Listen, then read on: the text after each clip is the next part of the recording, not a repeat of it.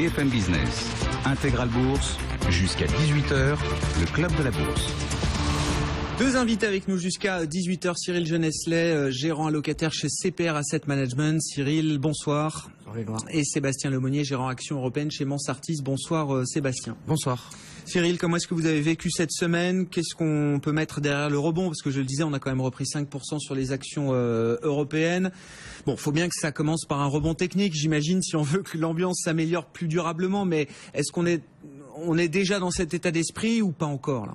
J'ai quand même l'impression qu'on s'est rendu compte que les marchés avaient baissé, peut-être de manière excessive.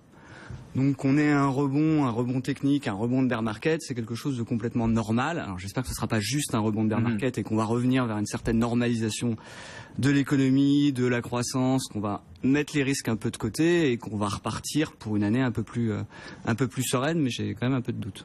Ah oui, c'est ça. C'est un peu à l'instar de ce que nous disait Alexandre Bardès. Là, quand on regarde, il y a quelques indicateurs d'aversion au risque. Le yen, par exemple, là, qui progresse à nouveau face au dollar. Le pétrole qui retombe à 29 $. Sur les taux, là aussi, hein. Enfin, je veux dire, le 10 ans américain, voilà, il recule désormais. Le 2 ans qui était remonté à 0,75%, pareil, il est en train de retomber. Ça, c'est des indicateurs quand même qui montrent que quoi? Certains investisseurs, dès que le marché a un petit peu monté, dès que la prise de risque à payer un petit peu, tout de suite on part se réfugier là sur les quelques refuges qu'on a sur les marchés. On voit que les gens sont fébriles, hein. On a eu un début d'année qui a été tonitruant, le plus mauvais début d'année jamais enregistré. Donc évidemment, lorsqu'on reprend 10%, on va dire, du plus bas au plus haut sur une petite semaine, on essaye de prendre du recul, d'attendre de voir si ça se stabilise avant d'essayer de reprendre une vraie tendance de hausse. Qu'est-ce qu'il faudrait maintenant pour qu'on ait quelque chose d'un peu plus durable? Un accord de l'OPEP, des déclarations après le G20, comme quoi la Chine va particulièrement bien, qu'on s'est complètement trompé, qu'elle est en ralentissement lent, qu'elle est bien à 7% de croissance, qu'il n'y a plus de risque sur les banques européennes, qu'il n'y aura pas de risque sur l'énergie, que ça va pas taper la côte US. Enfin, les risques, on les connaît. Ouais, bien Après, sûr. si on regarde au niveau global de l'économie, on est en ralentissement aux États-Unis, mais c'est pas un effondrement. C'est un ralentissement. Bon an, mal an, on va être à quoi? Allez, entre 2,5 et 2% de croissance sur l'année. C'est plutôt correct pour 5 années de belles reprises. Mais ça tient, c'est pas la récession, c'est ça. Non, on est loin d'une récession. En zone euro, on est à 1,5 de croissance, donc on est loin d'une récession aussi. Le Japon, c'est pas flamboyant, il faut que les émergents se stabilisent. Et après, ça me semble quand même plutôt correct comme état de l'économie. En tout cas, ça ne nécessite pas un moins 20%. Depuis le début de l'année. Comment vous expliquez, puis après je laisserai la parole à Sébastien, mais comment vous expliquez que, c'est vrai que c'est ce qu'on lit, il y a vraiment des lectures très différentes entre ce que nous dit le marché, ce que disent aussi les économistes, ce que disent certains gérants là. Comment on explique une telle divergence ou dichotomie entre ce qu'on observe d'un point de vue du monde réel, de l'économie réelle, et même on pourra parler du discours des entreprises, tout n'est pas noir. Les chiffres aux US, oui, peut-être que ça ralentit un peu, mais les données dures, la production industrielle, c'était un rebond là au mois de janvier. Je donne juste quelques exemples comme ça. Comment on explique une telle divergence avec des marchés à un moment entre le plus haut et le plus bas là qui étaient en baisse de 20-25%? Les marchés qui sont dirigés par des flux et des raisons de baisser, il y en a, on vient d'en parler. Ouais. Donc effectivement, la problématique, c'est que à chaque fois qu'on parle des marchés, on va parler de ces problématiques. On va parler des problèmes, on va parler du dollar, on va parler du yuan, on va parler du pétrole. Et donc évidemment, on vit dans une espèce de sinistrose, et ça donne pas forcément envie au marché de remonter de façon extrêmement marquée. Il y a un truc psychologique très fort. Je pense. Quand on voit que maintenant même les banques centrales commencent par regarder les marchés et regardent les marchés pour essayer de paramétrer leur politique, on sait qu'il y a un léger problème quelque part. Bon, Mister Market, vous aimez souvent parler de Monsieur Marché, Sébastien Lemonnier, ça c'est un truc à la Warren Buffett, ça. Ouais, il est toujours schizophrène et il est toujours excessif, mais c'est pas nouveau en fait. Nous chez Mansartis, la lecture qu'on fait, c'est que les nuages, ils sont là, ils vont pas partir. Mais comme ça a été dit, en fait, ils sont plutôt connus. Ce qui est quand même intéressant, c'est de voir ce que le marché, en termes de valorisation, anticipe, en fait. Parce qu'on a toujours en tête, dans les périodes de hausse comme les périodes de baisse, qu'il y a toujours des extrapolations, en fait, dans les consensus, qui sont soit toujours trop négatives à un moment donné, soit trop optimistes. Et puis, les dirigeants d'entreprise, qui par nature sont toujours assez optimistes et sont pas forcément non plus des bons indicateurs. Donc, il faut beaucoup se raccrochent aux entreprises, c'est pas forcément faire son travail, et la vérité est souvent un peu entre les deux. Nous, moi, ce que je vois sur toute cette semaine, au-delà du rebond, et ça va finalement dans ce sens de cette argumentation, quand vous regardez les publications de résultats, les gens qui aujourd'hui ont plutôt positivement surpris le marché, c'est plutôt des sociétés cycliques, où en effet il y avait eu des estimations qui avaient été fortement revues à la baisse sur ces scénarios macroéconomiques, et des niveaux de valorisation, mais ça c'est pas nouveau, je vous en parle depuis un moment sur le plateau, qui sont finalement depuis 2003 à des niveaux tellement faibles sur les cycliques, et de l'autre côté, toutes ces valeurs cycliques, non cycliques, défensives, qu'on a achetées un peu par défaut dans l'environnement de taux, pour chercher du rendement à la place de l'obligataire, on achète du Nestlé. Et justement, la publication de Nestlé hier, je trouve, est un bon exemple. On a Nestlé qui se traite 20 fois en PE. Alors oui, c'est une super valeur. Sauf que Nestlé fait 1% de croissance organique et a de la pression sur ses marges. Donc est-ce que Nestlé doit se payer 20 fois sur des estimations de croissance future qui sont proches de zéro, c'est ça. avec un rendement du dividende de 2,5% qui est à un niveau assez faible. Et en fait, c'est ça que je trouve intéressant, c'est qu'on pouvait se dire, tiens, en général, c'est ce qui se passe, les investisseurs achètent tout ce qui a baissé l'année d'avant, et puis parfois c'est correct et parfois c'est pas correct. Moi, ce que je trouve intéressant cette semaine, c'est que finalement, les fondamentaux via les résultats des sociétés, mais aussi les guidance, et j'ai un exemple, moi j'ai assisté à la présentation de Forestia cette semaine, alors on leur a un peu tapé dessus sur leur guidance, mais ce qui était assez marrant en fait et symptomatique, c'était dans la guidance, je crois de mémoire, qui était entre 1 et 3% de croissance, c'était de dire, en fait on a essayé de faire un mélange de ce que nous on voit sur le terrain, et ce que vous, le marché, vous me dites. Bien sûr. Alors ça déjà c'est aussi quelque chose qui a changé, parce que moi je me rappelle en 2008 c'était pas du tout ça, et ça aussi je trouve c'est plutôt rassurant. Je pense que les dirigeants des sociétés ont appris du passé, on a aussi des niveaux d'endettement qui sont quand même plus faibles, donc ils ont aussi appris du passé, et donc les choses vont se normaliser. Et mais cette semaine, vous avez l'impression, à travers les résultats d'entreprise, que le marché a pris conscience et mieux apprécié la valeur de certaines entreprises qui étaient très décotées jusqu'à présent. Je pense que en disant on est allé trop loin sur ces valeurs-là. C'est en train de se mettre en place. En fait, le problème c'est que on est dans un monde où on aime bien commenter à la journée ou aux 2 jours les variations de tel ou tel cours, comme ça a été fait tout à l'heure sur le pétrole. Et puis à l'inverse, je vais vous dire que le pétrole sur une semaine, il a pris 9%. Moi, et chez Mansartis, c'est notre approche, on est des investisseurs de long terme. On essaye de prendre du recul. Ce qu'on voit, quoi qu'il arrive aujourd'hui, c'est que sur le pétrole, on vivote entre 27, 34. On n'est pas en train de partir à 10 ou à 15 ou je sais pas quoi. Donc la bonne nouvelle, c'est qu'il y a peut-être une stabilisation. Alors peut-être ça peut encore recraquer, etc. Mais après, on voit aussi qu'il y a des forces de rappel et que ça reviendra si on retape. C'est souvent d'ailleurs quand on se rapproche de nouveau de 25 qu'on reparle de négociations entre les pays. Donc il y a plutôt ça qui se met en place. Et d'ailleurs, quand je regarde le secteur des basic resources, donc qui est assez important sur l'Angleterre, qui est un marché que je fais en fait sur Mansartis Europe, les matières premières depuis un mois, elles ont fortement remonté.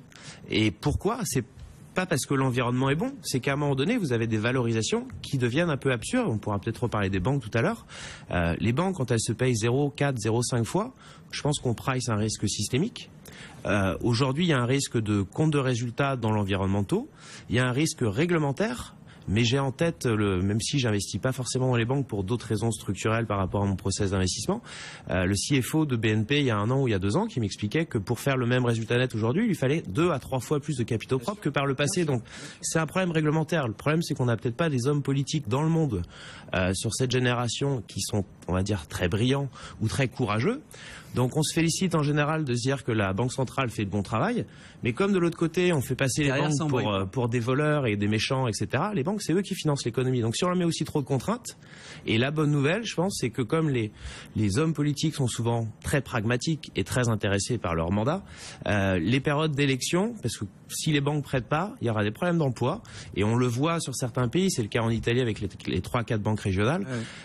Les hommes politiques sont un peu en train de des moments favorables pour assouplir un peu les choses. Et comme en Allemagne, il y a aussi le problème Deutsche Bank, peut-être que Madame Merkel va être aussi un peu plus indulgente. Un mot sur les banques et faisons le lien avec les banques centrales, parce que c'est vrai que dans le stress bancaire qu'on a observé, une des explications souvent avancées, alors il y avait l'exposition au pétrole, puis on s'est aperçu que c'était pas si énorme que ça, mais il y a surtout la politique de taux négatif là, de la BCE.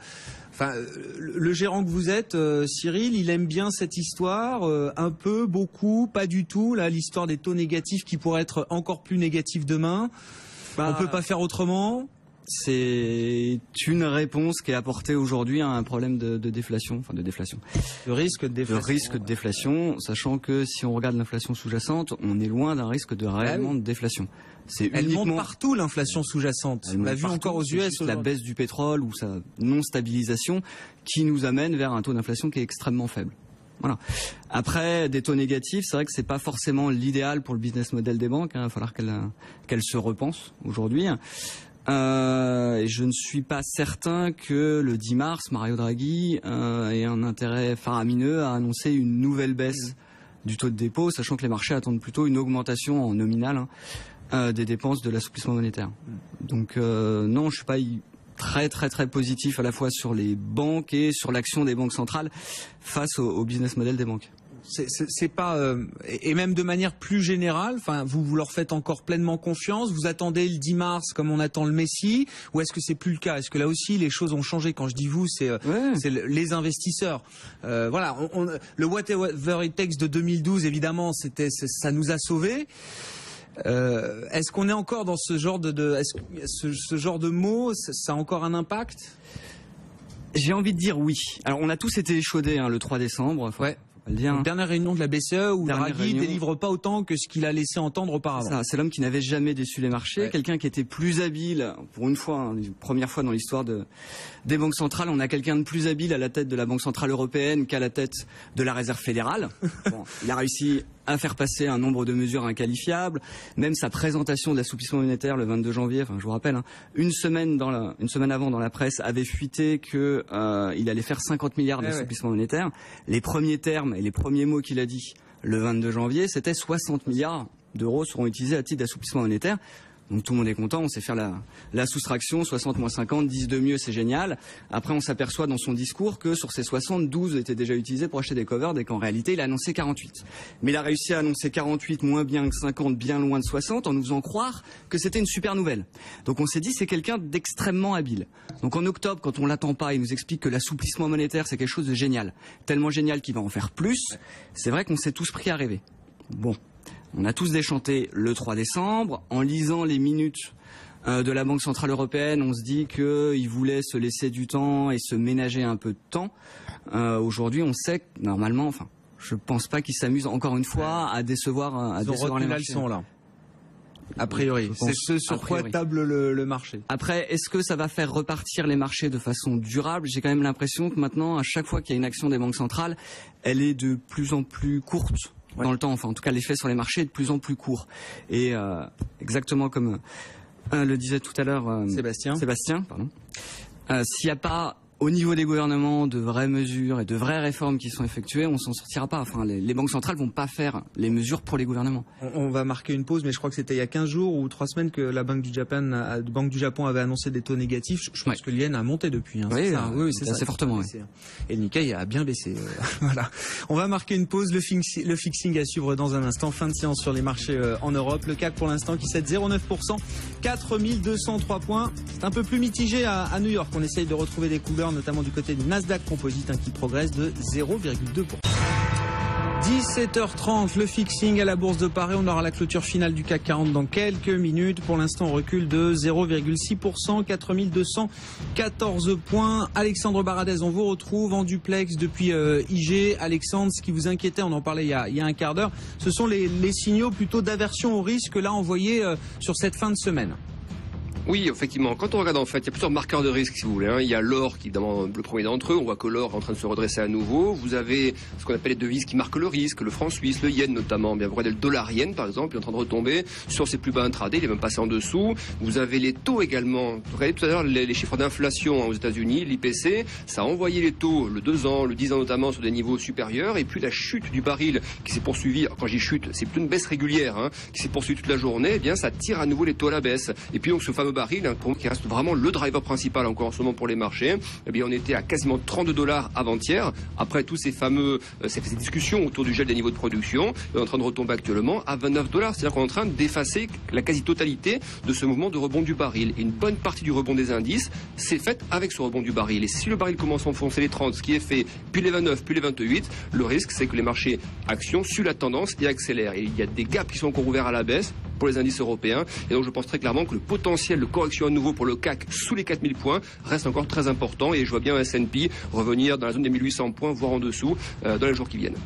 Cyril Geneslet, vous êtes avec nous toujours en plateau, gérant locataire chez CPR Asset Management, et Sébastien Lemonnier, gérant action européenne chez Mansartis. Un mot quand même de ce chiffre d'inflation, ça a été la stat du jour aux États-Unis. Alors ce qu'on regarde beaucoup, je le rappelle à chaque fois, mais c'est le chiffre, l'inflation cœur, or pétrole, or essence, or alimentaire, tous ces prix qui sont très volatiles. Quand on regarde ça sur un an, c'est plus 2,2%.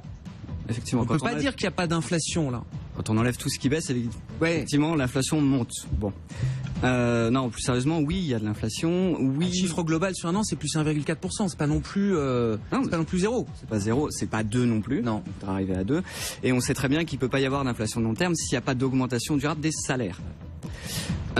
Et en termes d'augmentation des salaires, on a vu sur plusieurs indicateurs que un peu plus de 20% des entreprises américaines comptaient augmenter les salaires dans les prochains mois. Donc c'est quelque chose d'assez positif. Il n'y a pas un réel problème de déflation aujourd'hui. La vraie problématique, elle est au niveau du pétrole, elle est au niveau des matières premières qui continuent à baisser. Donc il faudrait qu'elles s'arrêtent, qu'elles se stabilisent au moins. Comme ça créerait un effet de base qui pourrait même être positif et on pourrait avoir un redémarrage progressif de l'inflation sans qu'il soit trop fort. Et enfin, si demain le pétrole est à 40 ou 50 $, enfin je veux dire avec les effets de base que ça a provoqué sur les chiffres d'inflation, ça crée une panique sur le marché là, hein. Non. C'est panique dans les banques centrales, panique dans le marché. Ça permettra à Yellen de remonter, allez, 3 fois les taux cette année. Hein. Parce que là aujourd'hui on se pose vraiment une question sur le fait si ce qu'elle va être capable aujourd'hui de remonter les taux et est-ce qu'elle va oser le faire dès le mois de mars. Bon bah c'est la question, Alexandre. Est-ce que mars est toujours un live meeting pour la Fed? Est-ce que c'est toujours sur la table pour une prise de décision sur une nouvelle hausse de taux, ou est-ce que c'est toujours quelque chose qui est écarté à ce stade, bien sûr? Ça paraît extrêmement peu probable. C'est-à-dire quand vous regardez les probabilités qu'on voit sur les futurs en fait, les futurs Fed Fund, même jusqu'à fin 2016, ça paraît par contre un peu délirant comme prévision, mais jusqu'à fin 2016, les marchés, les futurs ne pricent pas de hausse de taux. C'est-à-dire qu'il n'y a pas de hausse, de nouvelle hausse pricée avant 2017. Alors là, je pense effectivement que c'est un excès, c'est-à-dire que je pense qu'il y aura quand même des hausses, voire au moins 1 à 2 hausses en 2016, mais effectivement, mois de mars, ça semble quand même un peu proche, et ce qui se passe en Chine, ça semble trop proche. En revanche, une hausse au Q2 ne me paraît pas totalement inappropriée, et effectivement, c'est ce décalage entre la perception du marché, notamment sur les futurs, et la réalité de l'action de la Fed qui pourrait être une hausse dès le Q2, qui pourrait effectivement engendrer une volatilité un peu supplémentaire dans les semaines qui viennent. Et en fait, on entre tranquillement dans une phase qui est très particulière parce que on a eu beaucoup de déclarations de membres de la BCE, on l'a vu encore aujourd'hui avec Constantio notamment, qui essaient de maîtriser leur communication, qui essaient de ne pas donner trop d'informations avant mars, mais avant que la BCE ne délivre, et entre maintenant et cette échéance-là, il y a encore 2-3 semaines où il peut se passer beaucoup de choses. Et moi, c'est cette phase-là, en fait, des 15 à 21 prochains jours qui m'inquiète réellement sur les marchés parce que les facteurs de soutien pétrole sont en train de s'effacer, les facteurs de soutien de banque centrale, pour l'instant, il y a beaucoup de déclarations, mais pas encore d'actions, et puis les facteurs Brexit, on va être un peu plus clair ce soir, mais dans la journée, toutes les rumeurs sur un accord n'ont pas fait grimper les indices. Donc, s'il y a réellement accord, il faudra quand même le référendum derrière. Donc, vous voyez, les facteurs de soutien des marchés pendant cette semaine, pour moi, sont en train de faiblir régulièrement, au risque donc de provoquer une rechute des marchés actions dans les jours qui viennent. Oui, ça c'est sûr que au final c'est quand même le peuple britannique qui votera. On a l'impression que si on trouve un accord, tout sera réglé. Non, il y aura la campagne et puis il faudra faire voter évidemment les Britanniques. Bon, pour l'instant le sommet se prolonge puisque les négociations vont se poursuivre ce vendredi soir. C'est ce que confirme à l'instant David Cameron. Voilà la clôture des marchés. Dans un instant, séance d'atterrissage en douceur pour le CAC qui a repris quand même un peu plus de 5% sur l'ensemble de la semaine, comme l'ensemble des actions européenne. Souvenez-vous, jeudi dernier, on marquait un point bas sous les 3900 points. On était passé sous 2700 points pour l'Eurostock 50. Donc on a repris quand même un peu de hauteur. Le CAC qui clôture au-delà des 4200 points ce soir, 4218 points, moins 0,5%. Beaucoup de résultats aujourd'hui à Paris. Ceux de Valeo qui ont été appréciés par les investisseurs. Le titre prend 4,5%. On a vu le secteur des foncières aussi là qui était bien orienté aujourd'hui. Unibail-Rodamco plus 1%. Klépierre gagne un peu plus de 1%. Sur les autres résultats, alors on peut noter ceux dans les plus petites valeurs, ceux de GTT qui ont été jugés rassurants, plus 3,5% pour le titre qui avait touché un plus bas historique début février. On a Bastide Le Confort là qui gagne 3,4% et puis Tarkett là aussi qui publiait aujourd'hui plus 2%. En revanche, Ingenico trébuche avec des prévisions jugées trop prudente par les marchés. La marge 2016 à ce stade, c'est ce que nous dit Ingenico, mais les choses peuvent changer au cours de l'exercice. La marge 2016 sera inférieure à la marge 2015. Le marché en attendait quand même un peu plus et le titre Ingenico dévisse de 11% ce soir. Secteur bancaire qui est en baisse. On a les banques grecques qui sont encore violemment attaquées aujourd'hui. L'indice sectoriel des banques de la zone euro recule de plus de 2%.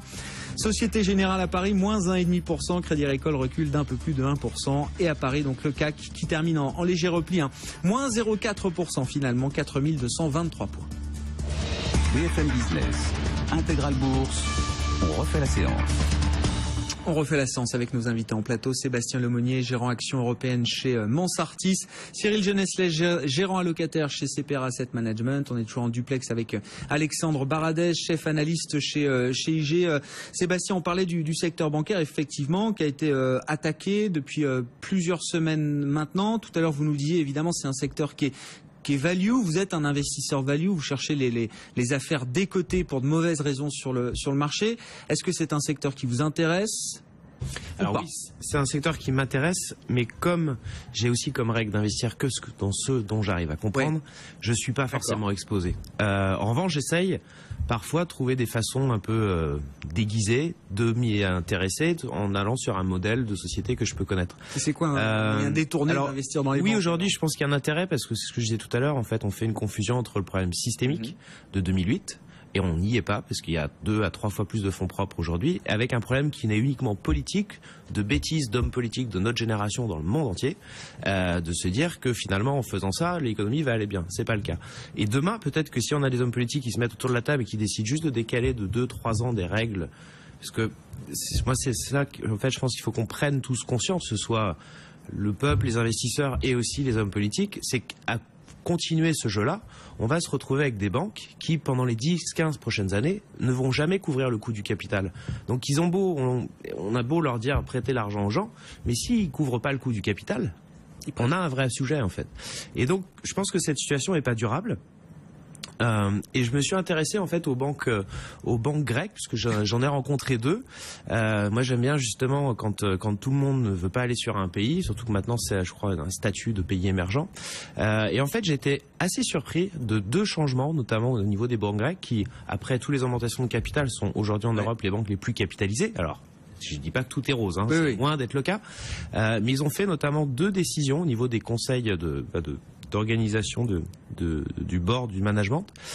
Aujourd'hui, il y a la moitié des boards des sociétés grecques bancaires qui sont non grecques. Donc il y a une expertise étrangère. Si on compare avec les banques françaises, par exemple, ou les banques allemandes, je pense qu'en général, 100% français, 100% allemand. On a du mal à mélanger les talents d'expertise internationale. Et puis surtout, l'autre chose intéressante, c'est que tous les gens qui sont dans le board ne doivent pas avoir eu de relation avec des hommes politiques les 5 dernières années. Et ça, je trouve qu'en termes de gouvernance, c'est assez fort.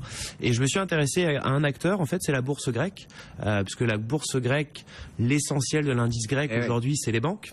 Alors, il y a des effets de prix, forcément, ça baisse quand il y a un moins 20 éventuellement, mais j'ai aussi un effet volume qui compense. Et tout simplement, c'est un monopole. Vu que le marché est tout petit là-bas et qu'il y a plein de gens qui n'ont plus le droit d'acheter, je suis pas prêt d'avoir des plateformes concurrentes pour justement mettre une pression sur les prix, sachant qu'ils sont déjà assez bas, parce que quand vous avez une telle déflation sur les salaires en Grèce, la structure a plutôt tendance à cracher pas mal de cash en ce moment. On a en effet 40% de la capi boursière qui est du cash, un rendement de 7-8%, et c'est une des rares bourses dans le monde où en fait il y a un free float de 100%. C'est-à-dire que demain quelqu'un peut venir et acheter la société. Donc ce sera peut-être la cerise sur le gâteau. Alors je suis pas sûr que Euronext prenne tout de suite le pari parce qu'il faut avoir le courage, mais en termes de génération de cash flow. Donc vous êtes actionnaire de la bourse d'Athènes. Et oui, parce que en fait ça coche toutes mes cases en termes de je comprends, j'ai un management de qualité, j'ai un retour de cash à l'actionnaire, en tout cas une bonne allocation du capital. Et puis c'est contrariant, mais peut-être pour des raisons excessives, parce que je pense qu'on fait aujourd'hui le pari que la Grèce ne s'en sortira jamais. Et j'espère quand même qu'ils vont. C'est peut-être excessif. Non, mais ça va un petit peu mieux. Je suis pas en train de dire que ça va beaucoup mieux, etc. Mais il y a des difficultés clairement. Tout n'est pas résolu. Mais quand on voit l'immobilier, par exemple, en Grèce, la baisse a clairement ralenti. Alors, c'est pas forcément qu'on va remonter tout de suite. Moi, je pense que c'est un bon investissement d'acheter éventuellement aujourd'hui une maison en Grèce. Mais c'est aussi mon côté contrariant, ça.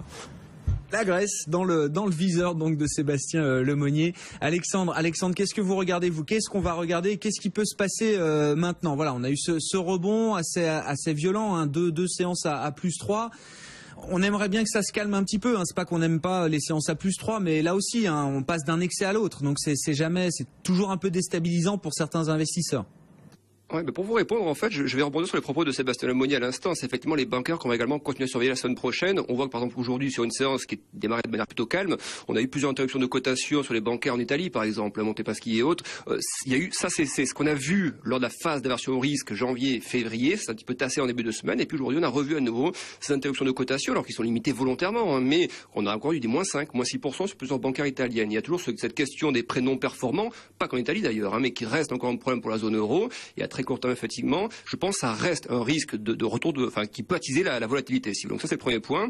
Et ce sera surtout et encore et toujours le baril. Le risque que l'on a aujourd'hui, c'est que si l'effet qu'on a eu en cette semaine et qui a encore une fois tiré les indices à la hausse est en train de s'effriter, on a quasiment effacé tout cet effet bénéfique. Attention au risque de voir le baril retomber à 27, 26 sur les plus bas qu'on a connus en fait annuels et les plus bas depuis plusieurs années, avec le risque de voir le WTI aller chercher la zone entre 20 et 25 $. Et à ce moment-là, comment réagiraient les indices américains? Je pense qu'il y aurait une phase de purge. Et je pense que ce risque-là, il est très très présent aujourd'hui. Regardez Fitch, il y a quelques instants, qui donnait un chiffre comme ça, d'un risque de défaut sur le high yield US, sur le secteur de l'énergie, à 14% fin février, alors qu'actuellement c'est 9%, vous voyez, donc sur un seul mois on peut passer de 9 à 14%, et peut-être de manière plus accentuée ensuite au mois de mars. Donc voilà, le pétrole me paraît être encore le risque majeur pour les indices, et puis le problème du rebond, là je vais parler vraiment en termes de chartisme et de graphisme pur, mais le rebond qu'on a eu pour l'instant maintient les indices européens et américains sous leur moyenne de prix, daily, hebdomadaire, mensuel, donc on n'est pas repassé au-dessus des moyennes de prix, donc un rebond il peut être ample, 4-5%, mais si derrière vous prenez moins 10%, eh bien vous êtes positionné trop tôt. Et moi je pense que le risque c'est celui-ci, c'est d'aller combler les gaps qu'on a eu entre vendredi et lundi dernier, d'aller chercher ces niveaux et ensuite, notamment sur les US, sur une phase un peu paniquante, d'aller percer ces plus bas et d'aller chercher de nouveaux plus bas. Et je pense que le S&P par rapport au niveau actuel, à peu près 10 à 12% de potentiel de baisse résiduel. Donc tant que ce potentiel persiste, pour moi, j'éviterai de me positionner en tout cas, de faire des recommandations longues, à très court terme je parle, hein, sur les marchés européens et les marchés américains. Moi je pensais qu'on allait partir en week-end tranquille, non, on a encore beaucoup de questions en tête. Un mot sur Wall Street, Cyril, parce que là, Alexandre en parlait, beaucoup de gérants là viennent nous dire, ce qui leur fait vraiment peur, c'est une vraie baisse à Wall Street, qu'on n'a pas encore eu finalement. On a peut-être au plus bas, on a baissé de 10% par rapport au plus haut. Oui, mais on n'a pas eu les moins 20% qu'on a eu en Europe, par exemple. Non, c'est vrai. Étrangement, hein, les États-Unis sont un marché beaucoup plus résilient que la zone euro et ça s'est vu historiquement et ça se revoit encore aujourd'hui. Et c'est pour ça que nous, d'ailleurs, dans nos portefeuilles, comme on veut rester investi en actions, on a bien évidemment mis plus d'US que de zone euro. Même si on pense que la zone euro, normalement, a un potentiel plus important que les États-Unis et qu'elle est en phase de croissance quand les États-Unis sont en phase de ralentissement.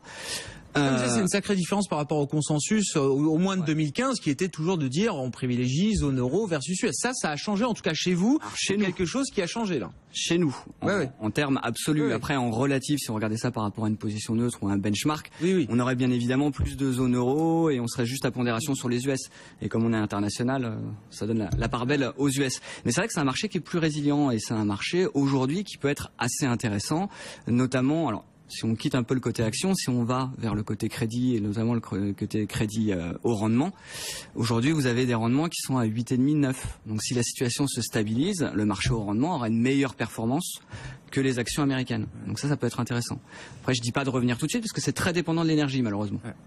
Mais commencer à construire une position, et c'est ce qu'on fait nous, commencer à construire une position patiemment, essayer d'avoir une vision un tout petit peu plus long terme, se dire que tout n'est pas si noir, que ça ralentit, ok, ça ralentit. Mais on reste en phase d'expansion. Si on regarde l'ISM Service, ça reste en phase d'expansion même si ça ralentit. L'ISM Manuf, lui, est un peu moins bon, mais il est en phase de contraction, mais ça remonte quand même.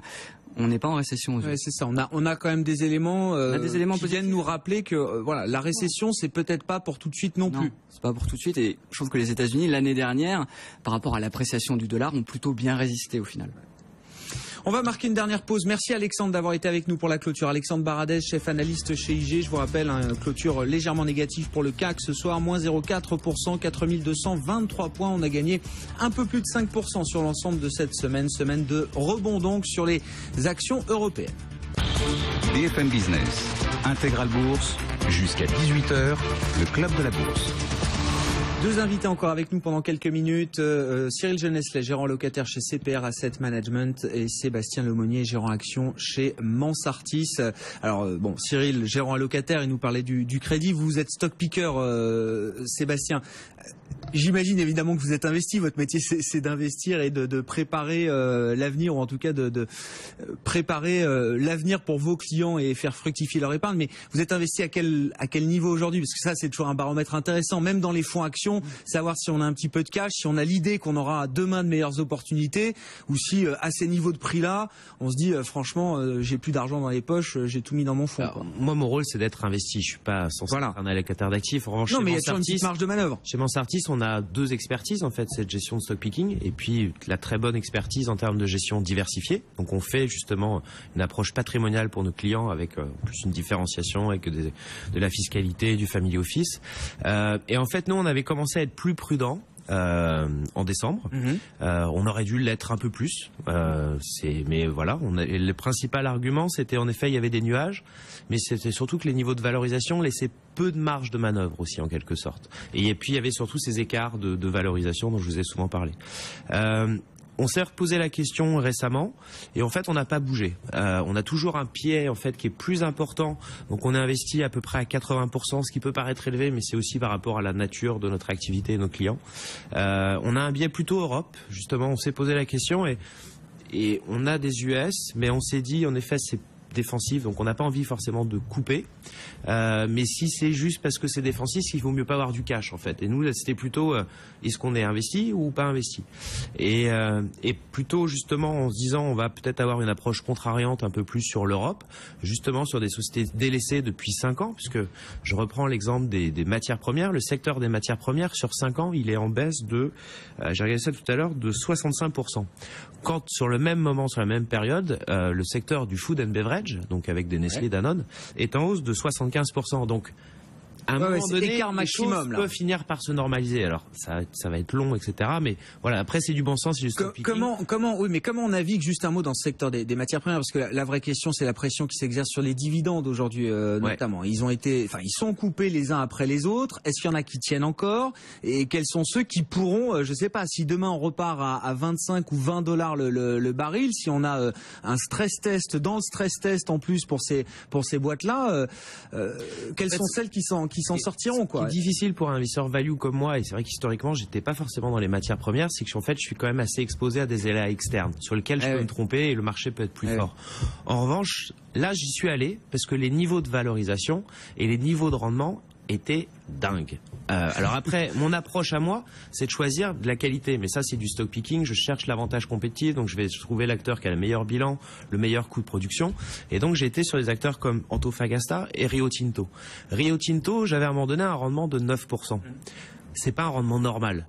Et je savais presque en quelque sorte que même si le bilan a plutôt tendance à tenir, que ça paraîtrait logique qu'ils baissent leur dividende. Il y a un moment, oui, c'est ça. Et en fait, j'avais fait l'exercice inverse, alors qu'il peut paraître risqué, où en plus je pense que le fait de couper le dividende peut être une bonne nouvelle pour le marché du crédit. Et je pense que le marché du crédit est souvent plus intelligent que le marché action, même si je fais des actions. Et du coup, je me suis dit peut-être que ça peut être une bonne nouvelle. Et de combien, par exemple, Rio Tinto pourrait couper son dividende et qu'est-ce que ça représenterait comme rendement du dividende par rapport à son rendement historique. Et en effet, ils l'ont coupé. On a un rendement aujourd'hui qui est à peu près de 4,5 et qui est légèrement au-dessus de sa moyenne historique. Et bizarrement, depuis, le titre a plutôt bien fait. Ça souffle. Parce que je pense que pour des shorts, ce thème-là, il est fini. Donc, va falloir... Alors, tout n'est peut-être pas résolu, etc. Et que si ça craque encore plus dans le monde, comme les nuages sont en train de nous le dire, j'en sais rien, forcément ce sera attaqué. Mais clairement, on a gagné du temps. Et de l'autre côté, on a quand même des fondamentaux qui s'améliorent avec des coupes de capacité qui sont gigantesques. Rappelez-vous les plans sociaux de Glencore, etc. On a un fonds... 150 000 personnes, c'est ça, hein, ouais, je crois. C'est la moitié des effectifs. L'avantage aussi par rapport au pétrole, c'est qu'on n'a pas de risque technologique, on n'a pas le gaz de schiste. Là, c'est en fait le problème, c'est plutôt la Chine qui pendant des années a acheté la paix sociale en finançant des pertes sur les matières premières. Là, les pertes commencent à être colossales.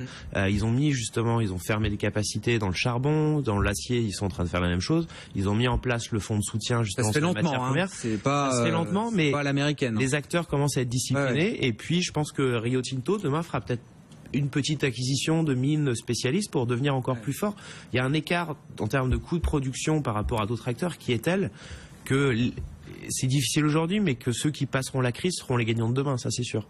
La Chine, Cyril Geneslet, là, ça a été une déclaration marquante aussi qui a accompagné ce rebond. Je ne sais pas si ça a été le catalyseur, mais en tout cas, ça a fait partie des éléments en faveur du rebond.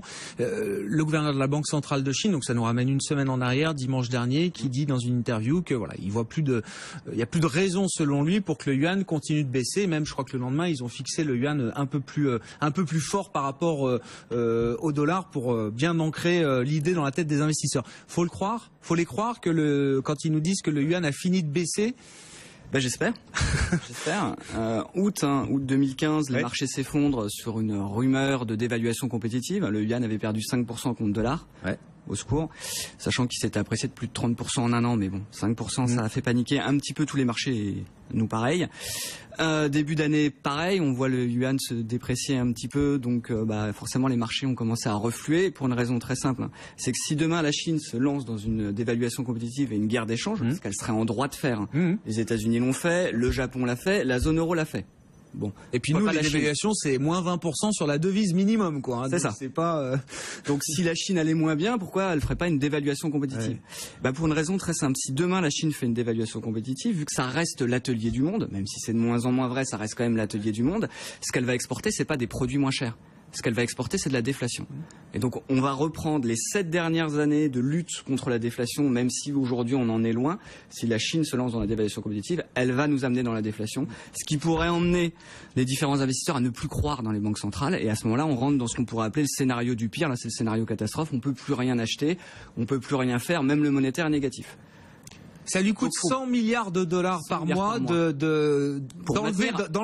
pour maintenir son yuan et enlever de la tête des investisseurs l'idée que le yuan va 100 milliards, on peut pas tenir éternellement là. Enfin, il y a déjà des Soros et autres qui sont sur le coup. 3200 milliards encore, elle peut tenir 32 mois. Bon, c'est pas mal. Faut qu'elle garde un petit. L'idée, c'est peut-être pas qu'elle épuise tout. Elle va en garder un peu. Mais ça va s'arranger. Ça va s'arranger. Mais en tout cas, ce qu'elle montre et ce qu'elle prouve, c'est qu'elle ne veut pas une dévaluation du yuan parce qu'elle le maintient sur les niveaux actuels. Là, maintenant, elle vient de l'affirmer. C'est nouveau. C'est très positif et je pense que ça a aidé au rebond des marchés, notamment au rebond des marchés japonais. Lundi, le marché japonais bondit de 8%. Ou 7%.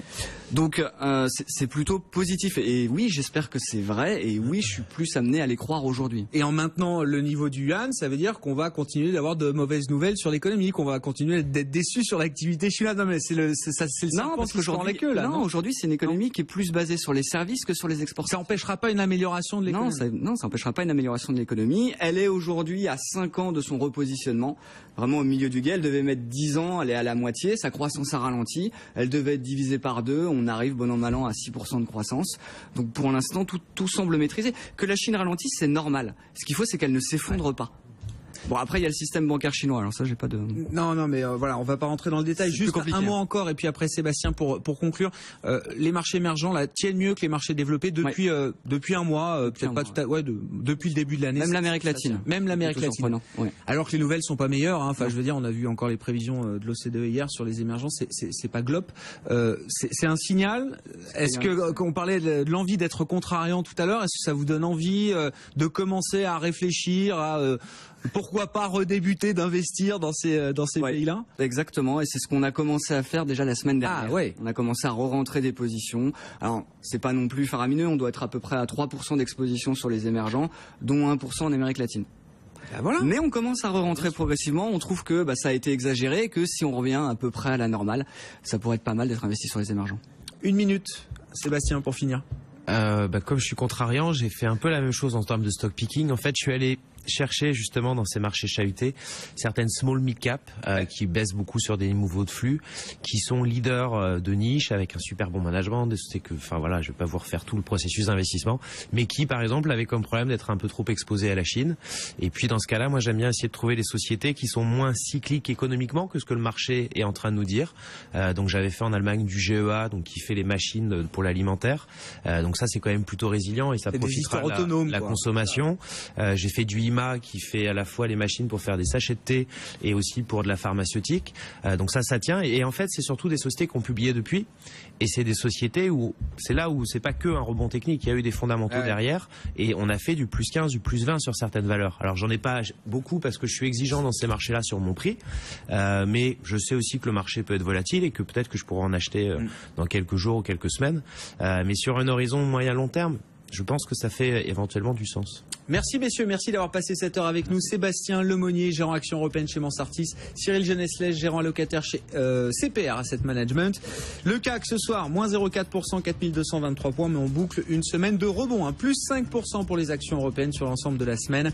Vous avez rendez-vous avec Guillaume Paul dans un instant et on se retrouve lundi 15h bien sûr. BFM Business, Intégral Bourse, 15h, 18h, la bourse en temps réel.